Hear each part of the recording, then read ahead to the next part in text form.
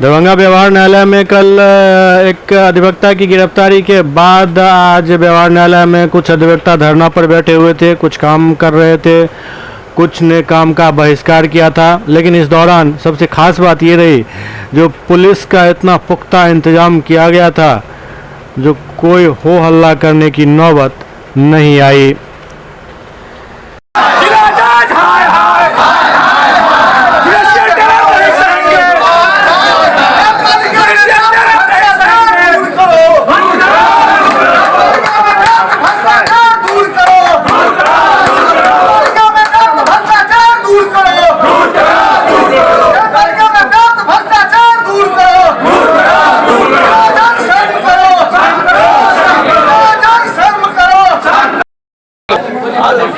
जिला जज के आदेश से थर्ड एडिशनल सेशन जज ने तो अधिवक्ता छोटे बाबू अंबर इमाम हासिम छोटे बाबू और सुशील चौधरी ने जो काम किया उसके विरोध में हम लोग बैठे कानून को अपने हाथ में लेकर के थर्ड एडिशनल ने उनका 317 खारिज किया।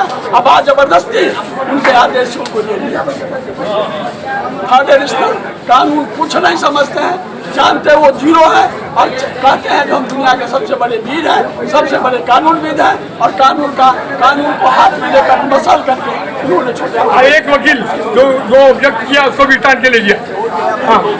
क्या आप लोगों का क्या मांग है आज? हमारा मांग है कि छोटे बाबू को तुरंत बिना शर्त रिहा किया जाए, यहाँ उनको लाया जाए और थर्ड एडिशनल और इस जिला जज को यहाँ से हटाया। क्या आप लोग तब तक काम बंद रखेंगे कि काम करेंगे? आज तो हमने काम बंद रखा है, 3 बजे हम लोग बैठ रहे हैं कि जो जैसा होगा वैसा। हमारा मानना है कि सुशील चौधरी जो एक्यूज नहीं थे, जिनका 317 भी चेक नहीं हुआ था, उनको जो एडवोकेट एक्ट के खिलाफ जबरदस्ती कॉलर पकड़ के घिसते हुए लहरिया से थाना पर ले गया और पुनः उसको छोड़ा गया। उस पुलिस पदाधिकारी पर कार्रवाई होना चाहिए, किसके आदेश से उनको ले गया और फिर जो छोड़ा गया, वो दोषी थे, उनको जेल क्यों नहीं भेजा गया? क्या इसका जवाब जिला जज देंगे? जिनके आदेश से सुशील चौधरी को गिरफ्तार किया, क्या वो दोषी है? क्या पदाधिकारी उनको ले गया, उसके खिलाफ कोई कार्रवाई की गई है?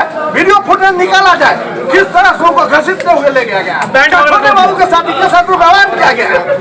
हमारे एसोसिएशन के चाटुकार दलाल लोग जो है मिले हुए हैं जज साहब से, जज साहब जाते जाते भ्रष्टाचार हमारे न्यायपालिका में चरम सीमा पर पहुंच गया। क्या नाम हुआ? संतोष कुमार से युवा अधिवक्ता संयुक्त सचिव। सर अपने की नाम मिले?